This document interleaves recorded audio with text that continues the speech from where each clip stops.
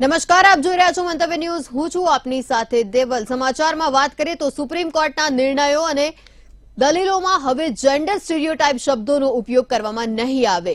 Supreme કોર્ટે મહિલાઓ માટે વપરાતા અપમાનજનક શબ્દો પર પ્રતિબંધ લગાવવા માટે જેન્ડર સ્ટીરિયોટાઇપ્સ કોમ્બેક્ટ હેન્ડબુક લોન્ચ કરી છે. 8 માર્ચે મહિલા દિવસ પર સુપ્રીમ કોર્ટમાં આયોજિત એક કાર્યક્રમમાં સીજેઆઈ ડીવાય ચંદ્રચૂડે કહ્યું હતું કે કાયદાકીય બાબતોમાં મહિલાઓ માટે વાંધાજનક શબ્દોનો ઉપયોગ બંધ થશે અને ટૂંક સમયમાં એક શબ્દકોશ પણ આવશે. ત્યારે 16 ઓગસ્ટના રોજ હેન્ડબુક બહાર પાડતા સીજેઆઈ ચંદ્રચૂડે જણાવ્યું હતું કે ન્યાયાધીશો અને વકીલોને સમજવામાં સરળ બનાવશે કે કયા શબ્દો સ્ટીરિયોટિપિકલ છે અને તેમને કેવી રીતે ટાળવા. ત્યારે અફેર શબ્દની જગ્યાએ લગ્ન બહાર સંબંધ, પ્રોસ્ટિટ્યુટની બદલે સેક્સ વર્કર, અવિવાહિત માતાને બદલે માતા અને ચાઇલ્ડ પ્રોસ્ટિટ્યુટને બદલે તસ્કરી કરીને લાવેલું બાળક જેવા શબ્દો વપરાશે. તેમજ બાસ્ટર્ડને બદલે એવું બાળક જેના માતા પિતાને લગ્ન ન કર્યા હોય, ઇવ ટીઝિંગને બદલે સ્ટ્રીટ સેક્સ્યુઅલ હેરેસમેન્ટ, પ્રોવોકેટિવ ક્લોધિંગ ડ્રેસને બદલે ક્લોધિંગ ડ્રેસ જેવા શબ્દો વાપરવા અને એફેમિનેટ તેને બદલે જેન્ડર ન્યુટ્રલ, ગુડ વાઇફને બદલે વાઇફ અને કોન્ક્યુબાઇનને બદલે એક સ્ત્રી જે લગ્નની બહાર કોઈ પુરુષ સાથે શારીરિક સંબંધ ધરાવે છે વગેરે જેવા શબ્દોનો ઉપયોગ કરવાનો રહેશે.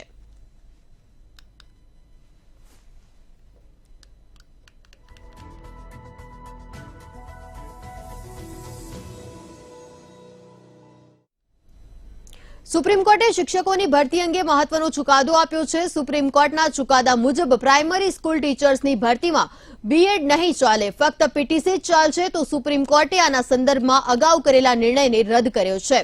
આ નવા નિર્ણયને પગલે ગુજરાત સરકારે પણ હવે આ નિર્ણય અમલમાં લાવવો પડશે. જો આમ થશે તો ગુજરાતમાં શાળાઓમાં શિક્ષકોની ભરતીના નિયમોમાં ફેરફાર થવાની પૂરેપૂરી સંભાવના છે. ગુજરાતમાં આ નિર્ણયને લઈને અસમંજસની સ્થિતિ સર્જાવાની પૂરેપૂરી શક્યતા છે, કેમ કે ગુજરાતની શિક્ષણ વ્યવસ્થા મુજબ ધોરણ 1 થી 5 પ્રી પ્રાઇમરી અને ધોરણ 1 થી 8 પોસ્ટ પ્રાઇમરી છે, જ્યારે સુપ્રીમ કોર્ટે પ્રાઇમરી શિક્ષણને લઈને નિર્ણય આપ્યો છે. પ્રાથમિક સ્કૂલ ટીચર્સ ભરતીમાં હવે બીએડ નહીં ચાલે. સુપ્રીમ કોર્ટે એનસીટીઈના નિર્ણયને રદ કર્યો. ગુજરાત સરકારે પણ આ નિર્ણયને અમલમાં લાવવો પડશે. શાળાઓમાં ભરતી નિયમોમાં ફેરફાર થવાની શક્યતાઓ. રાજ્યમાં પ્રાથમિક શિક્ષણની ભરતીમાં હવે બીએડ કરેલા લોકોની ભરતી ન થાય તેવી સંભાવના વ્યક્ત કરવામાં આવી રહી છે, કેમ કે આમાં ફક્ત પીટીસી કરેલા શિક્ષકોની જ પ્રાઇમરી શિક્ષક તરીકે ભરતી થઈ શકશે, એવો ચુકાદો સુપ્રીમ કોર્ટે આપ્યો છે. નવા નિર્ણય અંગે શિક્ષણવિદ અને સૌરાષ્ટ્ર યુનિવર્સિટીના સેનેટ સદસ્ય નિદ્દત બારોટે મીડિયાને આ વાતની માહિતી આપી હતી. 11મી ઓગસ્ટે નામદાર સુપ્રીમ કોર્ટે જે જજમેન્ટ આપ્યું એમાં એવું કીધું કે national council four teacher education NCTE દ્વારા 1 થી 5માં જે પીટીસીની અથવા ડિપ્લોમા એજ્યુકેશનની સાથે બીએડની પદવી માન્ય ગણવામાં આવી છે એ રદ થવા પાત્ર છે. ગુજરાતની અંદર અસંખ્ય કેન્દ્રીય વિદ્યાલયો અથવા central board of school education સાથે સંકળાયેલી શાળાઓ કે જેમાં 1 થી 5ની અંદર બીએડના કરેલા તાલીમાર્થીઓ અત્યારે શિક્ષક તરીકે કાર્યરત છે. એમાં ખરેખર પીટીસી કરેલા અથવા ગુજરાતમાં જેમ પીટીસી બોલાય છે એમ રાષ્ટ્રીય કક્ષાએ ડિપ્લોમા એજ્યુકેશન બોલાય છે, આ ડીએડ કરેલા અભ્યાસક્રમ કરેલા. અહીં મહત્વની વાત એ છે કે રાજસ્થાનમાંથી સુપ્રીમ કોર્ટમાં થયેલી અરજીને પગલે સુપ્રીમે એનસીટીઈનો નિર્ણય રદ કર્યો છે. હાલ ગુજરાતમાં પીટીસી અને બીએડ કરેલા બંને શિક્ષકોની ધોરણ 6 થી 8ના શિક્ષક તરીકે ભરતી થાય છે. આ અંગે હવે સુપ્રીમ કોર્ટ દ્વારા એનસીટીઈ દ્વારા કરવામાં આવેલા નિર્ણયને રદ કરવામાં આવ્યો છે. હવે ગુજરાત સરકારે આ નિર્ણયને અમલમાં લાવવો પડે તેવી શક્યતા છે. ધ્રુવ કુંડેલ, મંતવ્ય ન્યૂઝ, રાજકોટ. વડાપ્રધાન નરેન્દ્ર મોદીએ 15મી ઓગસ્ટના અવસર પર લાલ કિલ્લા પરથી વિશ્વકર્મા યોજનાનું એલાન કર્યું હતું. આ એલાનના 24 કલાકની અંદર જ કેન્દ્ર સરકારે તેને મંજૂરી આપી દીધી છે. ત્યારે શું છે સમગ્ર વાત, જાણીએ આ અહેવાલમાં. સૂત્રોના જણાવ્યા પ્રમાણે બુધવારે યોજાયેલી કેન્દ્રીય કેબિનેટની બેઠકમાં વિશ્વકર્મા યોજના પર મહોર લગાવી દેવામાં આવી છે. 2024ની લોકસભા ચૂંટણી પહેલા મોદી સરકાર આ યોજના દ્વારા ઓબીસી વર્ગને સાધવા માંગે છે. પ્રાપ્ત માહિતી પ્રમાણે આ યોજનાને સપ્ટેમ્બરમાં વિશ્વકર્મા જયંતિ પર લોન્ચ કરવામાં આવશે. કેન્દ્રની આ યોજનાનો હેતુ સોની, કડિયા, વાળંદ, લુહાર જેવા કામ કરનારા લોકોને મદદ પહોંચાડવાનો છે. પીએમ મોદીએ લાલ કિલ્લા પરથી એલાન કર્યું હતું કે શરૂઆતમાં આ યોજનાને 15,000 કરોડ રૂપિયાના બજેટ સાથે લોન્ચ કરવામાં આવશે અને બાદમાં તેને વધારવામાં આવશે. બુધવારે યોજાયેલી કેન્દ્રીય કેબિનેટની બેઠકમાં આ યોજનાને મંજૂરી મળી ગઈ છે, જેનો હેતુ આ વર્ગને ટ્રેનિંગ આપવાનો અને સાધનો આપવાનો છે. લોન્ચિંગ વખતે કેન્દ્ર સરકાર વિસ્તારથી આ યોજનાની જાણકારી આપશે. મંગળવારે પીએમ મોદી લાલ કિલ્લા પરથી દેશને સંબોધન કરી રહ્યા હતા ત્યારે તેમણે મહત્વપૂર્ણ એલાન કર્યા હતા. વિશ્વકર્મા યોજના ઉપરાંત પીએમ મોદીએ લખપતિ દીદીને લઈને પણ એલાન કર્યું હતું. પીએમ મોદીએ જાણકારી આપી હતી કે સરકારનું લક્ષ્ય 2 કરોડ લખપતિ દીદીઓ બનાવવાનું છે. તેના દ્વારા ગ્રામીણ મહિલાઓને ડ્રોન ચલાવવા અને તેનો ઉપયોગ કરવાની ટ્રેનિંગ આપવામાં આવશે. તેનો મુખ્ય ઉપયોગ કૃષિ ક્ષેત્રમાં કરવામાં આવશે. બ્યુરો રિપોર્ટ, મંતવ્ય ન્યૂઝ. નો હિંસા કેસમાં પોલીસ દ્વારા એક આરોપીની ધરપકડ કરવામાં આવી છે. આ આરોપી ગૌસેવક અને વીએચપી કાર્યકર બિટ્ટુ બજરંગી હોવાની વાત સામે આવી હતી. ત્યારે હવે આ ધરપકડ બાદ વિશ્વ હિન્દુ પરિષદનું નિવેદન સામે આવ્યું છે, જેમાં વિશ્વ હિન્દુ પરિષદે કહ્યું છે કે બિટ્ટુ બજરંગી તેનો કાર્યકર નથી. ત્યારે શું છે સમગ્ર મામલો, જાણીએ આ અહેવાલમાં. વિશ્વ પરિષદે કહ્યું કે રાજકુમાર ઉર્ફે બિટ્ટુ બજરંગી, જેને બજરંગ દળનું કાર્યકર ગણવામાં આવી રહ્યો છે, તેનો ક્યારેય બજરંગ દળ સાથે કોઈ સંબંધ રહ્યો નથી. વીએચપીના પ્રવક્તા વિનોદ બંસલે કહ્યું કે વિશ્વ હિન્દુ પરિષદ તેના દ્વારા કથિત રીતે જાહેર કરવામાં આવેલા વિડીયોને યોગ્ય માનતી જ નથી. નો હિંસા કેસમાં આરોપી મહારાષ્ટ્રમાં રાજકીય ઉથલપાથલ વચ્ચે રાષ્ટ્રીય કોંગ્રેસ પાર્ટી વડા શરદ પવારે કહ્યું કે અજીત સાથે યોજાયેલી બેઠકમાં કોઈ રાજકીય ચર્ચા થઈ નથી. તેમને કોઈ ઓફર અપાઈ નથી. પવારે વધુમાં જણાવ્યું કે બળવાખોર જૂથને મારી તસવીર ન લગાવવા કહ્યું હતું. જો કે તેમણે મારી વાત માની નથી. તેથી આ મામલે હું કોર્ટમાં જઈશ. ત્યારે શું છે સમગ્ર મામલો, જાણીએ આ અહેવાલમાં. મહારાષ્ટ્રમાં ચાલી રહેલી રાજકીય ઉથલપાથલ વચ્ચે રાષ્ટ્રીય કોંગ્રેસ પાર્ટી વડા શરદ પવારની પ્રેસ કોન્ફરન્સ યોજાઈ હતી. છત્રપતિ સંભાજીનગરમાં એનસીપી વડા શરદ પવારે કહ્યું કે હું આખા મહારાષ્ટ્રમાં છેલ્લા 8-10 દિવસથી પક્ષના કાર્યકર્તાઓને મળી રહ્યો છું. 2 દિવસ પહેલા સોલાપુરના સાંગોલા વિસ્તારમાં વિવિધ જગ્યાઓ પર ઓછામાં ઓછા 1000 લોકોએ મારી કાર રોકી. પક્ષના કાર્યકર્તાઓ પુણે, સતારા અને અન્ય સ્થળોએ મને મળવા આવ્યા. હું આવતીકાલે બીડ જવાનો છું. તેમણે કહ્યું કે ઇન્ડિયાની આગામી બેઠક મુંબઈમાં યોજાશે. ભાજપ અને તેના સાથી પક્ષો વિપરીત કામ કરી રહ્યા છે અને ભાજપ સામે લડવા માટે સફળ રણનીતિ બનાવીશું. વિભાજન દિવસ ઉજવવાનો નિર્ણય ખોટો હતો. ભાજપ લોકો વચ્ચે તિરાડ ઊભી કરવા માંગે છે અને લોકોને ધર્મ, સમાજના આધારે વિભાજિત કરી રહી છે. તેમણે વધુમાં કહ્યું કે ભાજપ સરકારનો અસ્થિર કરી રહી છે અને મધ્યપ્રદેશ અને મહારાષ્ટ્રમાં સરકારોને અસ્થિર કરવામાં આવી. મણિપુર હિંસા અંગે તેમણે કહ્યું કે મણિપુર સંવેદનશીલ રાજ્ય છે અને ત્યાં વધુ સાવધાની રાખવાની જરૂર છે. ત્યાંની મહિલાઓ પર થતા અત્યાચારો ભયાનક છે. વડાપ્રધાને મણિપુર પર વધુ બોલવું જોઈતું હતું. તાજેતરમાં જ કોંગ્રેસ નેતા અને પૂર્વ મુખ્યમંત્રી પૃથ્વીરાજ ચૌહાણે દાવો કર્યો હતો કે ભાજપ દ્વારા શરદ પવાર અથવા સુપ્રિયા સુલેમાંથી કોઈ એકને કેબિનેટ મંત્રી પદની ઓફર મળી છે. આ ઓફર માટે જ અજીત અને શરદ પવાર વચ્ચે ગુપ્ત બેઠક યોજાઈ હતી.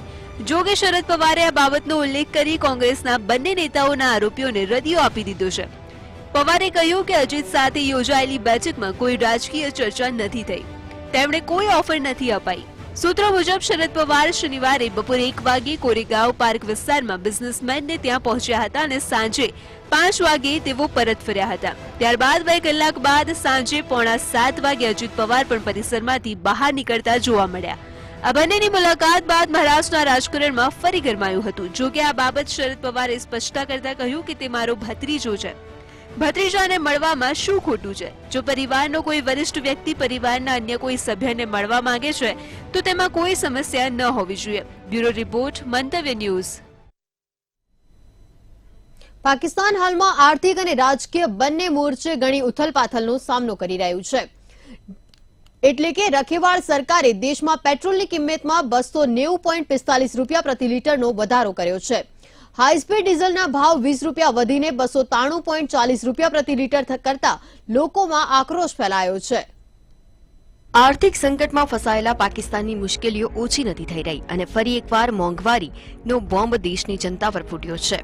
શાહબાઝ શરીફ સરકારનો કાર્યકાળ પૂરો થયા બાદ સોમવારે જ દેશમાં રખેવાળ વડાપ્રધાનની નિમણૂક કરવામાં આવી હતી અને પહેલો નિર્ણય દેશની જનતા પર બોજ વધારનાર સાબિત થયો છે. દેશમાં પેટ્રોલ અને ડીઝલના ભાવમાં અચાનક વધારાની જાહેરાત કરવામાં આવી હતી. હવે પાકિસ્તાનમાં ઈંધણના ભાવ નવા રેકોર્ડ ઊંચાઈએ પહોંચી ગયા છે.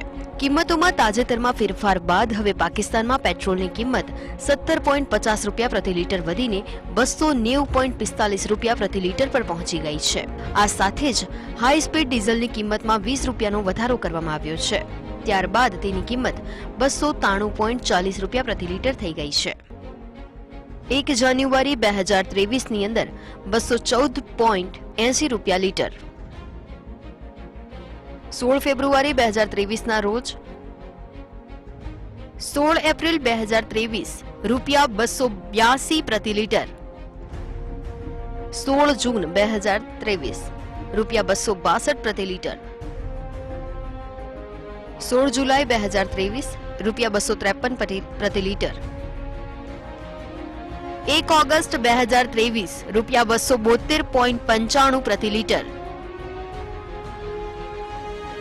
16 ઓગસ્ટ 2023 રૂપિયા 290.45 પ્રતિ લીટર. પાકિસ્તાનના નાણાં વિભાગ દ્વારા પેટ્રોલ અને ડીઝલના ભાવ વધારાને લઈને એક સૂચના પણ જાહેર કરવામાં આવી છે. ઈંધણની નવી કિંમતો બુધવાર 16 ઓગસ્ટ 2023થી લાગુ કરવામાં આવી છે. રખેવાળ સરકારના નિર્ણયથી પાકિસ્તાનના લોકોમાં આક્રોશ ફેલાયો છે અને પહેલાથી જ મોંઘવારીનો સામનો કરી રહેલા લોકો પર વધુ એક બોજ વધી ગયો છે. આ સંદર્ભે જારી કરાયેલા નોટિફિકેશનમાં કહેવામાં આવ્યું છે કે આંતરરાષ્ટ્રીય બજારમાં પેટ્રોલિયમની કિંમતોમાં વધારાને કારણે દેશમાં પેટ્રોલ અને ડીઝલના ભાવમાં સુધારો કરવામાં આવી રહ્યો છે.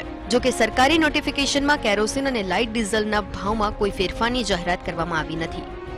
ઉલ્લેખનીય છે કે 1 ઓગસ્ટ 2023ના રોજ જ તત્કાલીન શહેબાઝ શરીફ સરકારે પાકિસ્તાનમાં પેટ્રોલના વર્તમાન ભાવમાં 19.95 રૂપિયા પ્રતિ લીટર અને ડીઝલના ભાવમાં 19.90 રૂપિયા પ્રતિ લીટરનો વધારો કરવાનો નિર્ણય લીધો હતો. હવે 16 ઓગસ્ટથી તેમાં ફરી વધારો કરવામાં આવ્યો છે. એટલે કે માત્ર 15 દિવસમાં જ પાકિસ્તાનમાં તેલના ભાવમાં પ્રતિ લીટર 40 રૂપિયાનો વધારો થયો છે. પાકિસ્તાનમાં મોંઘવારી સતત તબાહી મચાવી રહી છે. જો કે છેલ્લા મહિનામાં મોંઘવારી દરમાં ચોક્કસપણે ઘટાડો થયો છે, પરંતુ તે પછી તે જનતા માટે મુશ્કેલીનું કારણ બને છે. તાજેતરના આંકડાઓને ધ્યાનમાં લઈએ તો જુલાઈ મહિનામાં 28.3% નોંધાયું હતું, જે અગાઉના જૂન મહિનામાં 29.4% હતું. મે 2023માં પાકિસ્તાનમાં મોંઘવારી દર 38%ના રેકોર્ડ શિખરે પહોંચી ગયો હતો. તમને જણાવી દઈએ કે સોમવારે જ અનવર ઉલ હક કક્કરને પાકિસ્તાનના રખેવાળ વડાપ્રધાન તરીકે નિયુક્ત કરવામાં આવ્યા છે. તેઓ આગામી સામાન્ય ચૂંટણી સુધી આ પદ પર રહેશે. બ્યુરો રિપોર્ટ, મંતવ્ય ન્યૂઝ. કેમ્બ્રિજ યુનિવર્સિટીમાં ચાલી રહેલી મુરારી બાપુની કથા સાંભળવા માટે બ્રિટનના વડાપ્રધાન ઋષિ સુનક પહોંચ્યા હતા. પીએમ સુનક મંગળવારે બાપુના આશ્રમ સ્થાનમાં પહોંચ્યા હતા અને પોતાને હિન્દુ ગણાવ્યા હતા. ત્યારે પીએમ સુનકે મુરારી બાપુને વ્યાસપીઠ ખાતે જય સિયારામના નારા લગાવ્યા હતા. તો શું છે સમગ્ર મામલો, જાણીએ આ અહેવાલમાં. કેમ્બ્રિજ યુનિવર્સિટીમાં ચાલી રહેલા મોરારી બાપુની રામકથા સાંભળવા માટે બ્રિટનના વડાપ્રધાન ઋષિ સુનક પહોંચ્યા હતા. પીએમ સુનક મંગળવારે બાપુના આશ્રય સ્થાનમાં પહોંચ્યા હતા અને પોતાને હિન્દુ ગણાવ્યા હતા. પીએમ સુનકે મોરારી બાપુની વ્યાસપીઠ ખાતે જય સિયારામના નારા લગાવતા પુષ્પાંજલિ અર્પણ કરી હતી. તેમણે કહ્યું કે અહીં પીએમ તરીકે કામ કરવું સરળ કામ નથી. મને આમાં સફળતાના આશીર્વાદ આપો. પીએમ ઋષિ સુનકે રામકથામાં કહ્યું, જય સિયારામ. પીએમ તરીકે નહીં પણ હિન્દુ તરીકે આવ્યો છું. પીએમ સુનક. બ્રિટિશ અને હિન્દુ હોવા પર ગર્વ છે. ઋષિ સુનક. વડાપ્રધાન ઋષિ સુનકે કહ્યું, ભારતના સ્વતંત્ર દિવસ પર કેમ્બ્રિજ યુનિવર્સિટીમાં મુરારી બાપુની રામકથામાં હાજર રહેવું ખરેખર એક સન્માન અને આનંદની વાત છે. બાપુ, આજે હું અહીં વડાપ્રધાન તરીકે નહીં પરંતુ એક હિન્દુ તરીકે આવ્યો છું. તેમના ભાષણ દરમિયાન સુનકે દિવાળીના અવસર પર 11 ડાઉનિંગ સ્ટ્રીટની બહાર દિવાલો પ્રગટાવવાના ચાન્સેલર તરીકેના તેમના કાર્યકાળ દરમિયાનની એક ખાસ ક્ષણને યાદ કરીને કહ્યું કે તેમના ડેસ્ક પર ભગવાન ગણેશની પ્રતિમા હોવાનો તેમને ગર્વ છે. ઋષિ સુનકે કહ્યું, બાપુ, આપના આશીર્વાદથી હું એક નેતા માટે આપણા શાસ્ત્રોએ સૂચવ્યું છે તે કરવાનો પ્રયાસ કરી રહ્યો છું. તમારી ઉર્જા પ્રેરણા આપે છે. ગયા અઠવાડિયે તમે ભારતમાં 12 જ્યોતિર્લિંગની મુલાકાત લીધી હતી અને રામકથા સંભળાવી હતી અને આ માટે 12,000 કિલોમીટરની મુસાફરી પણ કરી હતી. હું વિચારતો રહ્યો કે કાશ હું પણ એ પ્રવાસમાં ત્યાં હાજર હોત. બ્યુરો રિપોર્ટ, મંતવ્ય ન્યૂઝ. એનસીસીએફ કેન્દ્ર સરકાર વતી ટામેટાની આયાત તેમજ સ્થાનિક ખરીદી કરી રહી છે અને ગ્રાહકોને ઊંચા ભાવથી રાહત આપવા માટે સબસિડીવાળા દરે તેનું છૂટક વેચાણ કરે છે ત્યારે national cooperative consumer federation of India limited NCCF નેપાળથી 10 ટન ટામેટા આયાત કરવાનો કરાર કર્યો છે તો શું છે સમગ્ર મામલો જાણીએ આ અહેવાલમાં। પાડોશી દેશ નેપાળમાંથી આયાત કરાયેલા લગભગ 5 ટન ટામેટા ટૂંક સમયમાં ભારત પહોંચશે અને ગુરુવારથી ઉત્તર પ્રદેશમાં ₹50 પ્રતિ કિલોના સબસિડીવાળા દરે છૂટક વેચાણ કરવામાં આવશે એમ સહકારી સંસ્થા એનસીસીએફે બુધવારે જણાવ્યું હતું। તે ગ્રાહકોને ઊંચા ભાવોથી રાહત આપવા માટે સ્થાનિક ખરીદી અને સબસિડીવાળા દરે છૂટક વેચાણ પણ કરી રહી છે। ટામેટાના છૂટક વેચાણમાં હસ્તક્ષેપ કેન્દ્રીય ગ્રાહક બાબતોના મંત્રાલયના નિર્દેશો પર કરવામાં આવી રહ્યો છે। એનસીસીએફ નેપાળથી 10 ટન ટામેટા આયાત કરવાનો કરાર કર્યો છે તેમાંથી ઉત્તર પ્રદેશમાં 3 થી 4 ટનનું વિતરણ કરવામાં આવ્યું હતું। લગભગ 5 ટન ટામેટા રસ્તા પર છે અને ગુરુવારથી ઉત્તર પ્રદેશમાં સબસિડીવાળા દરે છૂટક વેચાણ કરવામાં આવશે કારણ કે તેની શેલ્ફ લાઈફ ટૂંકી છે।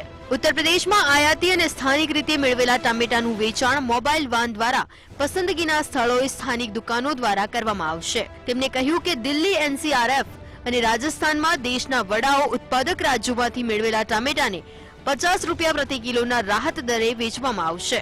જ્યારે નેપાળમાંથી ટામેટાની વધુ આયાત વિશે પૂછવામાં આવ્યું ત્યારે જોસેફ ચંદ્રાએ કહ્યું કે નેપાળમાંથી આયાત ધીમે ધીમે કરવામાં આવશે કારણ કે કેટલાક રાજ્યોની મંડીમાં સ્થાનિક આવક શરૂ થઈ ગઈ છે। જથ્થાબંધ મંડીઓમાં નવા પાકનું આગમન શરૂ થઈ ગયું છે અને કિંમતો પણ નીચે આવી રહી છે। સરકારી આંકડા મુજબ 15 ઓગસ્ટના રોજ ટામેટાની અખિલ ભારતીય સરેરાશ જથ્થાબંધ કિંમત ઘટીને ₹88.22 પ્રતિ કિલો થઈ ગઈ હતી જે મહિના પહેલા ₹97.56 પ્રતિ કિલો હતી। એ જ રીતે ટામેટાનો અખિલ ભારતીય સરેરાશ છૂટક ભાવ એક મહિના અગાઉ ₹118.7 પ્રતિ કિલોથી ઘટીને ₹107.87 થયો હતો। આપને જણાવી દઈએ કે મુખ્ય ખરીદ કેન્દ્રોમાં ભારે વરસાદને કારણે ટામેટાના ભાવ પર દબાણ વધ્યું છે। બ્યુરો રિપોર્ટ મંતવ્ય ન્યૂઝ।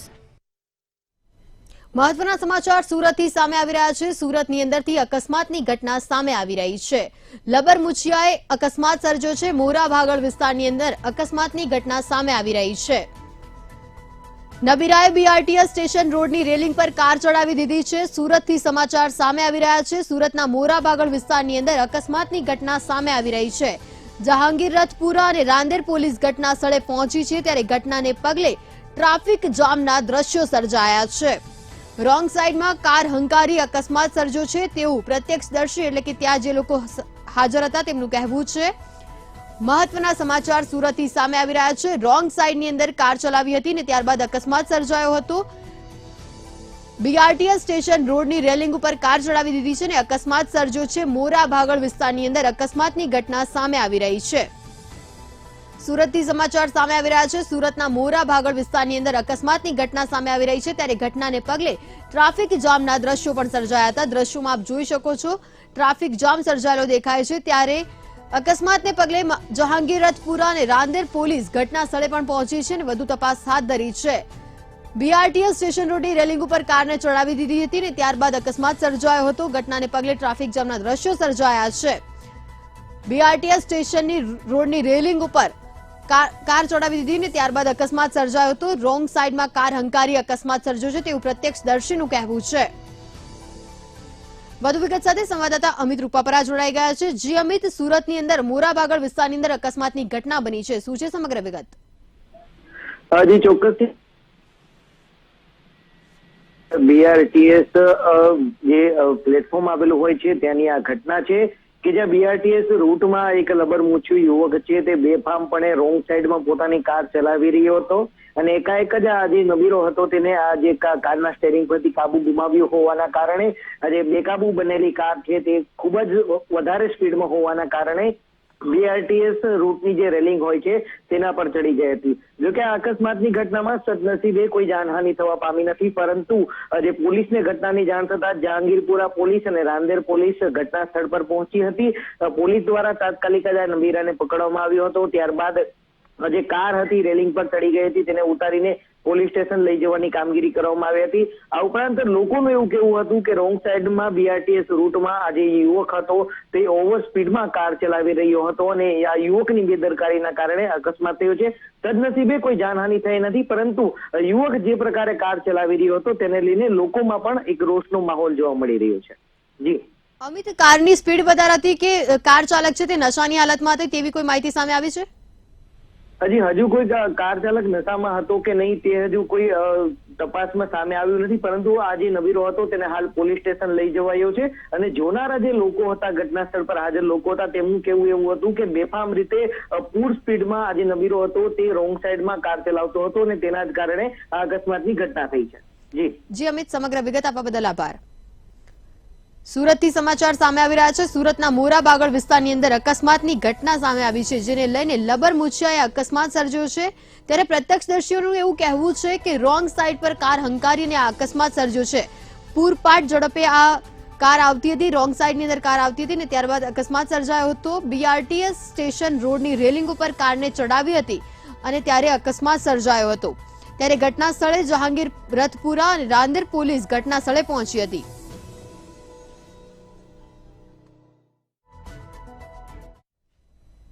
વધુ એક મહત્વના સમાચાર અમદાવાદથી સામે આવી રહ્યા છે. અમદાવાદની અંદર વધુ એક અકસ્માતની ઘટના સામે આવી રહી છે. આનંદનગર રોડ ઉપર કાર ચાલકે અકસ્માત સર્જ્યો છે. ટાઇટેનિયમ સિટી સેન્ટર મોલ પાસે આ બનાવ બન્યો છે. કાર ચાલકે એક ટેમ્પો ગાડી અને બે રિક્ષાને ટક્કર મારી છે. અમદાવાદથી સમાચાર સામે આવી રહ્યા છે. ટાઇટેનિયમ સિટી સેન્ટર ખાતે અકસ્માત સર્જાયો છે.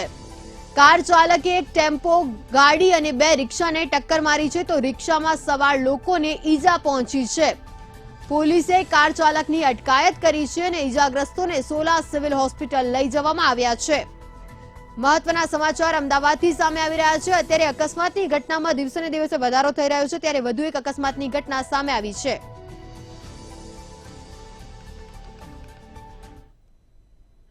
હવામાન નિષ્ણાંત અમરલાલ પટેલે આગામી 24 કલાકમાં હવામાન પલટાશે તેવી આગાહી કરી છે, જેને કારણે રાજ્યના પૂર્વ અને મધ્ય ભાગમાં વરસાદ પડવાની સંભાવના છે. હિંમતનગર, દાહોદ, આણંદ, નડિયાદ અને ખેડામાં વરસાદની આગાહી કરવામાં આવી હતી, તો 27 થી 31 ઓગસ્ટ સુધીમાં રાજ્યના મોટાભાગના વિસ્તારોમાં વરસાદ પડવાની શક્યતાઓ છે. દક્ષિણ ગુજરાત ઉપરાંત દક્ષિણ સૌરાષ્ટ્રના દરિયાઈ વિસ્તારોમાં પણ વરસાદની આગાહી કરવામાં આવી છે. સાથે જ સરદાર સરોવર ડેમમાં પાણીની આવક વધવાની શક્યતાઓ પણ વ્યક્ત કરવામાં આવી છે.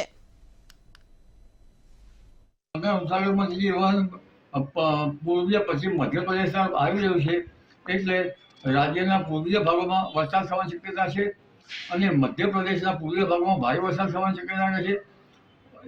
જેના લીધે આ વરસાદ થવાની શક્યતા આ ભિન્ન ભાગો રહે છે. પરંતુ ત્યાર પછી તારીખ 26 થી 31 તારીખમાં પણ ભિન્ન ભાગોમાં વરસાદ થવાની શક્યતા રહે છે. એમાં દક્ષિણ ગુજરાતના ભાગો, દક્ષિણ સૌરાષ્ટ્રના ભાગો, કચ્છના ભાગો, ઉત્તર સૌરાષ્ટ્રના ભાગો અને ગુજરાતના ભિન્ન ભાગોમાં વરસાદ થવાની શક્યતા રહેશે. જી હવામાન વિભાગે વરસાદને લઈને આગાહી કરી છે કે રાજ્યમાં 7 દિવસ હળવા વરસાદની આગાહી કરી છે. તો રાજ્યમાં 7 દિવસમાં 24 કલાક હળવો વરસાદ રહેશે. ત્યારબાદ નવસારી, વલસાડ, તાપી, દમણમાં વરસાદ રહેશે, જ્યારે અમદાવાદ, દાહોદ અને મહીસાગરમાં વરસાદ રહેશે. હાલ કોઈ પણ વોર્નિંગ આપવામાં આવી નથી અને હાલ સુધી રાજ્યમાં 93% વરસાદ વરસી ચૂક્યો છે.